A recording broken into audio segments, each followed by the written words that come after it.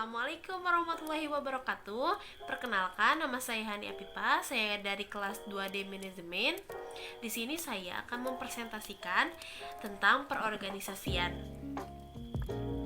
Lanjut saja ke materi.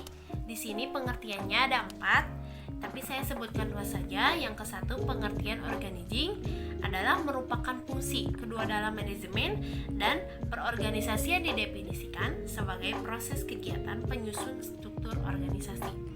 Yang kedua, pengertian menurut SC. Contoh istilah perorganisasian dapat sebagai proses terciptanya penggunaan serta tertib terhadap seluruh sumber daya yang dimiliki oleh sistem manajemen.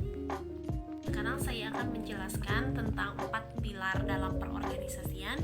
Pilar pertama adalah pembagian kerja, di mana sebuah pekerjaan sederhana bersifat keseluruhan dibagi menjadi 2 spesifik yang selanjutnya bisa dikerjakan oleh orang-orang ahli bidangnya. Yang kedua adalah pengelompokan.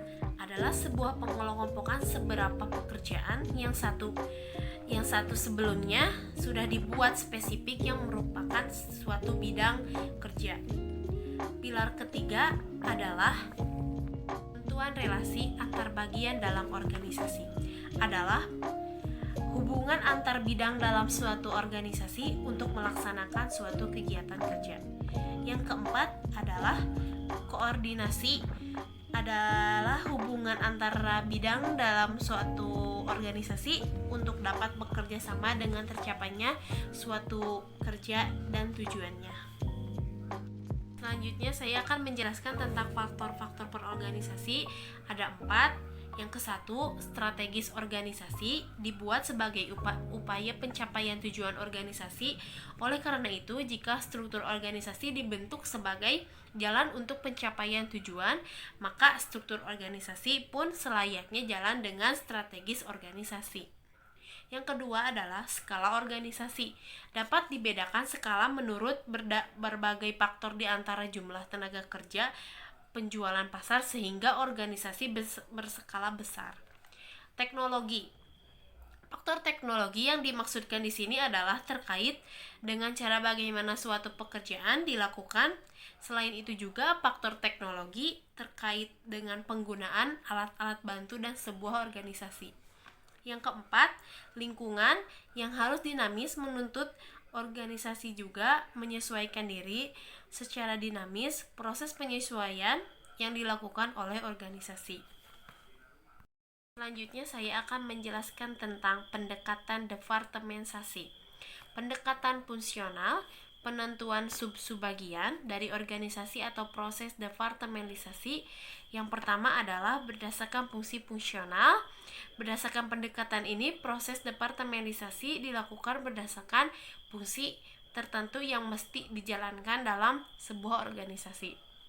Dalam sebuah organisasi bisnis, misalnya ada pekerjaan yang terkait dengan fungsi produksi, ada pekerjaan yang terkait dengan fungsi penggunaan maupun pasar, sehingga dinamakan fungsi pemasaran dan sebagainya. Ini adalah struktur organisasinya, guys. Pendekatan, ya tuh bisa dilihat. Saya akan menjelaskan tentang pendekatan produk. Pendekatan kedua dalam departementalisasi adalah berdasarkan produk atau product departmentalization. Berdasarkan pendekatan ini, penentuan bagian dalam organisasi ditentukan berdasarkan jenis produk yang dibuat oleh organisasi. Sebagai contoh, PT ABC memiliki beberapa jenis produk dari mulai produk susu, sabun mandi, maka di bawah bagian tersebut adalah produksi dari sebuah sub-bagian. Ini guys, ya bisa dilihat tuh kan ada. Nah, pendekatan pelanggan ketiga dalam departementalisasi adalah berdasarkan pelanggan atau customer departmentalization. Berdasarkan pendekatan ini, penentuan bagian dalam organisasi yang ditentukan berdasarkan karakteristik pelanggan yang menjadi sasaran. Di sini saya akan memberitahukan bagian struktur produk ya guys. Ini tuh ada kan, Yang terakhir adalah pendekatan geografis ke tempat dalam departementalisasi adalah berdasarkan faktor geografis. Nah, ini strukturnya, guys. Ada kelihatan nggak? Tuh, ada kan? Yang terakhir adalah pendekatan matris. Diperkenakan buku ini adalah pencatatan matris pada dasarnya merupakan proses departementalisasi yang menghubungkan antara pendekatan fungsional dengan pendekatan lain. Selanjutnya saya akan menjelaskan tentang struktur organisasi. Yang ke-1, manajer umum mempunyai wewenang tertinggi perusahaan bertanggung jawab. Yang kedua, manajer pabrik bertugas dan bertanggung jawab dalam mengatur dan mengawasi. Yang ketiga adalah manajer trafik bertugas merencanakan dan mengkoordinasi. Yang keempat adalah manajer gudang bertugas mengendalikan kegiatan pergudangan.